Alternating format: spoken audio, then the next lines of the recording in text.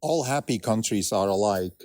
All unhappy countries are unhappy in their unique ways. Now, this is, of course, leaning on Anna Karenina's iconic opening sequence, and I think it's a very good summary of political, environments and how really few factors lead towards happy countries, and once they're missing, then the unhappiness goes on its own trajectory. So I'm going to elaborate on that.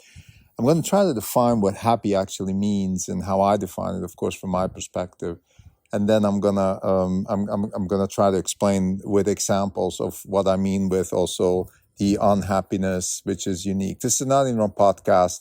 It's August 26, 2024. This is Krim Dalko. Since the last update, we are down 3.6%. Market's down 40 basis points. For the year, we are up 8.7%. The market is up 17.7%. We're underperforming by 9%. So all happy countries are alike.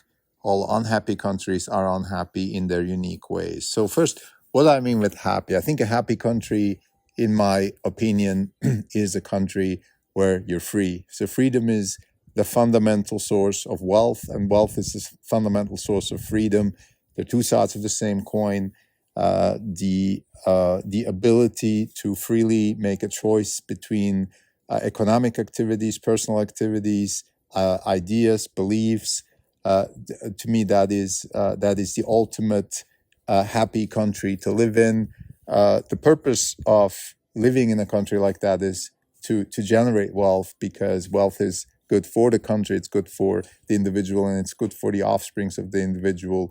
And with wealth, by the way, it's not just monetary wealth. Wealth, in a broader sense, is the all the potential transformation that are possible, and more optionality brings more freedom. So you can see how these concepts are intertwined. What do I mean with unhappy countries are unhappy in their unique ways? Well, once you don't have this fundamental concept of freedom, which is the source of happiness in countries, so once that is taken away, then the unhappiness has its own unique ways. So whether we live in places like France or Italy, which are relatively still, happier maybe than a place like China or North Korea, or and you name it. So what I'm trying to say here is that we have unhappiness in several degrees. It's a question of degrees. We have the same issue, even in the United States, where we have states where there's more, the freedoms are more curbed than in other states, and therefore the unhappiness manifests itself in very unique ways. The one thing that obviously the unhappy countries have in common is that they are curbing freedom in some way or form. Now, before I go on, I just want to introduce the concept of property rights, which in my opinion is the crucial aspect of freedom. So the definition of freedom is a place where property rights are fully guaranteed by the people, not by the state, by the people. And what I mean with property rights is it's the demarcation line between a person and the rest, whether that's the state, whether that's the community you live in, whether that's even the nature you live in.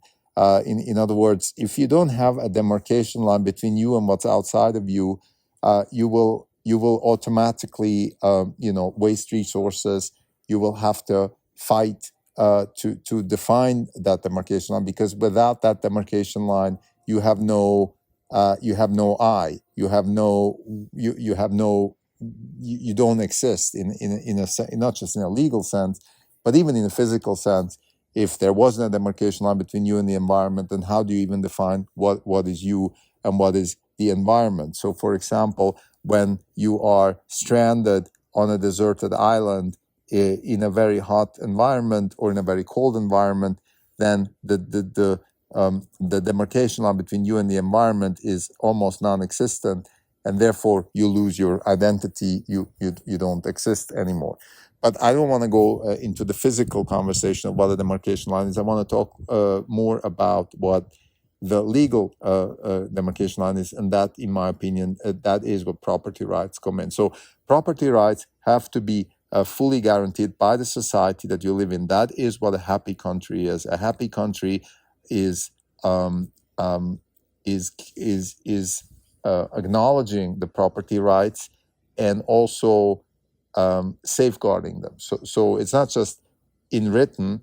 So we have countries, let's say, like even the United States. Some states, let's say California, in principle has, of course, abides to the concept of property rights, but then there are confiscatory taxes in the state to finance, all kinds of things, whether it's good things or bad things. But that, of course, is that's kind of borderlining um, what property rights actually mean, right? If I give you full access to property, if you can buy a place, you have a legal protection under the law, but then I have confiscatory taxes.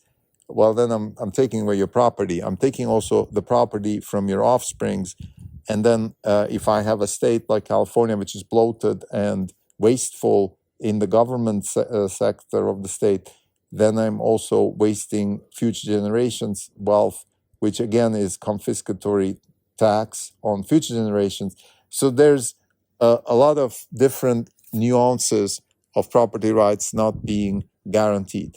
Now, we have different types of property rights not being guaranteed. Let's say in France, where you have a wealth tax, which of course is, again, confiscatory taxing. A lot of the Western democracies, they choose to infringe on property rights, and that's where the unhappiness starts. And the extent to which they infringe on property rights is exactly also the extent to which they derail from happiness, and then they go their own ways. And some countries, they are a bit less unhappy than other countries, but overall, the countries that infringe on property rights are fundamentally those that are unhappy. So I guess to summarize, this is a short episode. I just wanted to bring out this idea. It's part of my short story that I'm writing. It's still a work in progress. It's about a man that gets transferred back in time to undo some Federal Reserve action in order to safeguard his society from overspending and government overreach and bureaucratic overreach and things like that. There's also some discussion of intergenerational property rights there. So what the story sort of culminates in is a lawyer that this man hires to actually introduce property rights for future generations, which is it's kind of a near fiction type short story. So of course there's some science fiction there, but it's very near. It's only like a few decades away, and the person gets actually sent back to almost contemporary time, a little bit before. It's like 2008. The whole story is around the 2008 financial crisis and what the Fed did afterwards, in particular the QE. But I don't want to go too deep into that. What I want to take away from here is fundamentally the concept of property rights. I want to also take away that happy countries are all happy alike because they're built on the pillar of property rights, and they don't just have them in verbatim, but also actually protect them. And there's no confiscatory taxing, which is the main way that Western countries in this day and age are infringing on property rights. So it's either confiscatory taxing or money printing, which are both, of course, the same thing from an economic perspective. So countries that are engaging in those types of activities, they are on the trajectory of unhappiness. And then, like the beginning of this episode said, they're all unhappy in their unique ways, which just means that once you give up on property rights, you have different trajectories. You have, let's say, a country like Israel, which is also infringing on property rights of its own citizens, whether they're Palestinian or not, doesn't matter. It's a country that is infringing on property rights and therefore is on a trajectory to unhappiness. Whether it turns into a military state, a fanatic state, it's just not a free society. It's a society where full creative freedom can be explored. Now, just to finish this episode, there's an interesting observation actually I made recently, which is that it looks like the countries that are really happy are those that are, of course, staunchly defending property rights of the people of the society that lives in that territory. So it's not tied on religion like in Israel, or tied on nationality like in Europe, or tied on identity like in the United States. So the property rights are given to everybody, not just the ones that happen to be on the right side of the political spectrum.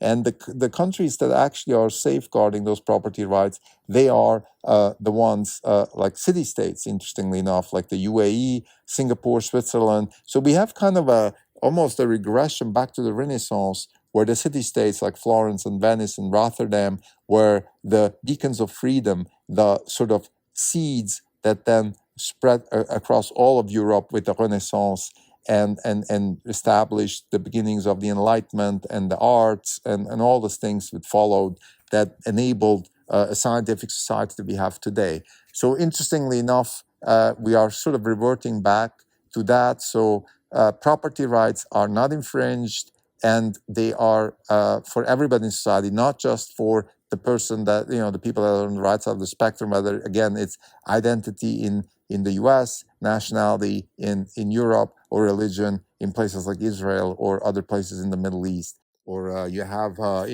crony friends like Russia, China. So there, countries that infringe on property rights, that they are all unhappy in their unique way, because then they take on a trajectory which leads to unhappiness. And depending on how they infringe on property rights, their trajectory will be different. Versus countries that are happy are all happy alike, because the one thing that they have in common is that they are staunch supporters of property rights. They defend them, and they grant them to all the people that are part of that society, whether that's citizens or people who live in that place. They're all guaranteed. And this is the fundamental idea, because once you have that ingrained in a society, then, let's say, just one example, taxation becomes a very simple concept, right? We tax people. So yes, we do charge a price for you to be here, but we are also providing a service. It's not confiscatory taxing like in California, where we say, in the name of identity, in the name of the poor, in the name of the ill, in the name of whatever, that we take your money and give it to them. No. We take it because we provide a service. And that is the base of a happy country. Thank you.